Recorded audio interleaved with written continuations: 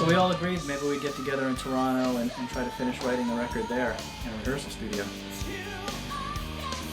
We spent the first couple weeks up there trying that, and pretty quickly became obvious to us that it wasn't working. Frank had some music and Jim had some music, and we're gonna go there and collaborate. And it just didn't, it wasn't working. It got to the point where there were too many cooks in the kitchen and nothing was really getting done. So we had a big meeting downstairs, I remember, and it was really bizarre in a restaurant. And I think Jim was gonna leave the band because it just wasn't going the way it was supposed to go. So after a lot of discussions, arguments, band meetings, we finally decided the best way to proceed would be for me to go back to writing. And so that's what we did. I would spend mornings in my hotel room trying out ideas on the 4-track, and Mark and Bones would usually go to the rehearsal studio and work on some rhythm ideas and some drum ideas together.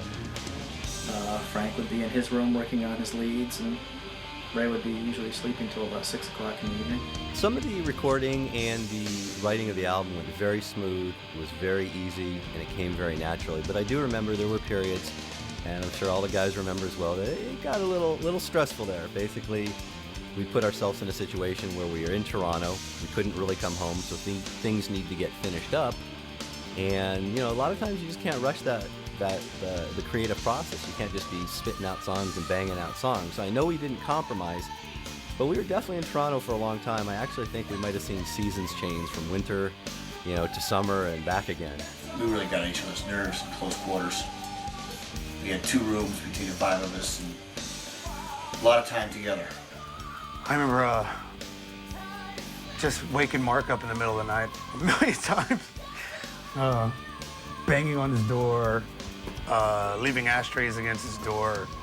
Frank and I were pretty mischievous at the time, and we would get fire extinguishers and run up and down the hallways and spray them underneath the door. I don't know why we did that. And then we'd all get together in the evening, and we'd go over what I had written during the day and try out some new ideas, and that became the pattern of how we worked for the next 8, 12 weeks, whatever it was. It was a long time.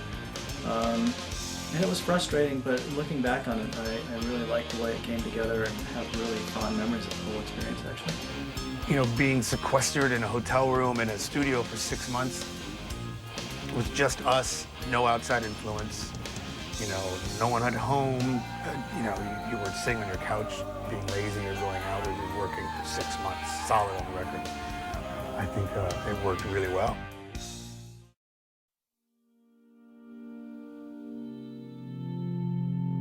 That song is to me, is almost like like Fate's Warning in a nutshell. It's a lot of elements to it. It was heavy. It was moody. I think that was one of our signature songs. It really did. Lyrically, 11th Hour really deals with a lot of the frustration that we were having as a band in Toronto. I think we'd been there for quite a while at that time, and maybe starting to get on each other's nerves, and I was feeling a lot of pressure in trying to write a record while I felt people were maybe standing outside my hotel room door waiting for me to come up with some ideas. So that was a little frustrating, but again, in the end, it turned out a great song, and I'm glad we had to go through that experience to get there.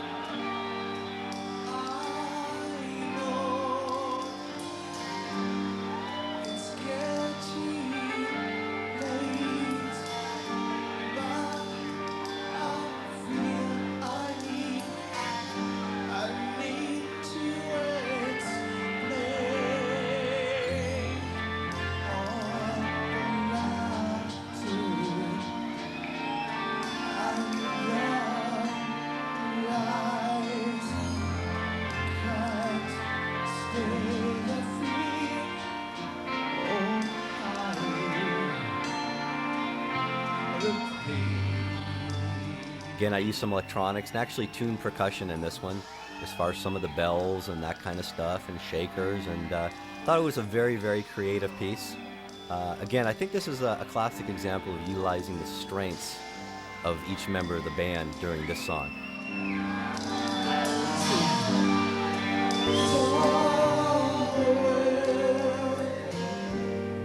Along the way, we exchanged our dreams for selfish pride. There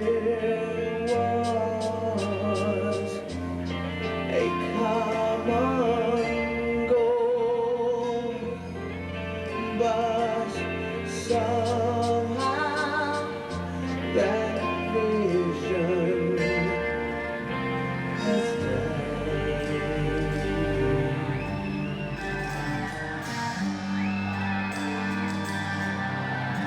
I have a few favorites on that record, but I think one of them being the 11th Hour. That was a lot of fun. It goes through a lot of different changes, a lot of different parts and dynamics. So it was quite a challenge to put together, and so like at 11 minutes long or something. So it took a lot of preparation. 11th Hour is still probably one of my favorite Fate songs. It's always a pleasure to play live. The fans love it.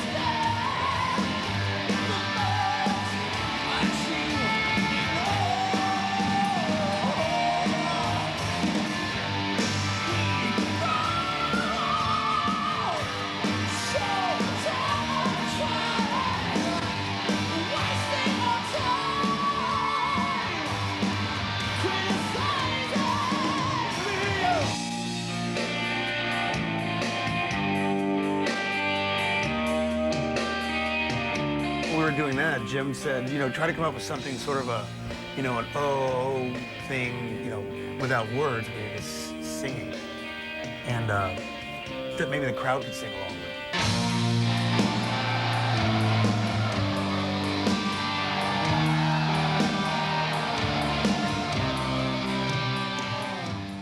And so I came up with a line, well, if you're watching this, you know. And again, it just became like our signature song live. People, they know exactly where to sing and where to sing it.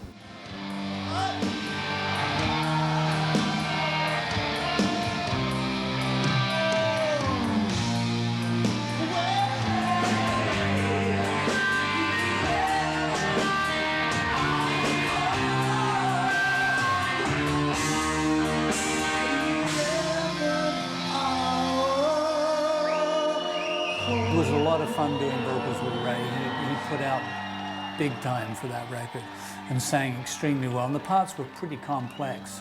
A lot of harmony parts, background vocals that, he was doing all the singing. So it was a lot of work for him, and he did a great job. I was very impressed with his performance during that period.